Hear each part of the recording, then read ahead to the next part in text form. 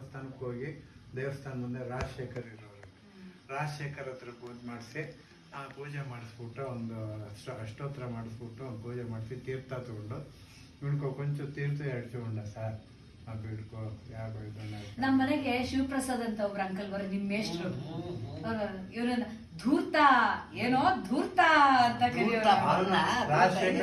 ರಾಜಶೇಖರ್ ಏನೋ ಹನುಮಂತರಾಯ ಅವ್ರು ಹನುಮಂತರಾಯ ಅಂತ ಕರೆಯವ್ರ ನಿನ್ನ ಇವರು ಶಿವಪ್ರಸಾದ್ ಮೇಷ್ಟ್ರು ಧೂರ್ತ ಧೂರ್ತ ಗೀತಾ ಚಿಕ್ಕಮ್ಮ ಇವನನ್ನ ಕಪೀಶ್ ಕಪೀಶ್ ವಾಟ್ ಕಪೀಶ್ ಅಂತ ಅಜ್ಜಿ ಹಂಗೆ ಕರೀತಾ ಇದ್ರು. ಇವನ ನಾಮಕರಣ ಪಾಪ 3,000 ರೂಪಾಯಿ ಕೊಟ್ಟೋಗಿದ್ರು ಬಂದವರು. ಶಿವಪ್ರಸಾದ್ ಹೋಗಿ ನೋಡ್ಕೊಂಡ್ರೆ ಪಾಪ ಇವ್ ನೋಡಕ್ಕೆ ಅಂತ ಬರೋರು. ಇವ್ರಿಗೋಸ್ಕರ ಒಂದ್ ಬಿಸ್ಕೆಟ್ ಪ್ಯಾಕೆಟ್ ಇಟ್ಕೊಂಡ್ ಬರೋರು. ಎಷ್ಟು ದೂರದಿಂದ ಗಾಡಿನಲ್ಲಿ ಪಾಪ ಅವ್ರು ಅವಾಗ್ಲೇ ಎಷ್ಟು ವಯಸ್ಸಾಗಿತ್ತು, ಗಾಡಿನಲ್ಲಿ ನಿಧಾನ ಡ್ರೈವ್ ಮಾಡ್ಕೊಂಡ್ ಬಂದು ಏನೋ ಧೂರ್ತ ಅಂತ ಅನ್ಕೊಂಡು ಇವ್ನ್ ಬಂದು ಒಂದ್ ಬಿಸ್ಕೆಟ್ ಪ್ಯಾಕೆಟ್ ಕೊಟ್ಬಿಟ್ಟು ಮಾತಾಡ್ಸ್ಕೊಂಡ್ ಹೋಗೋರು.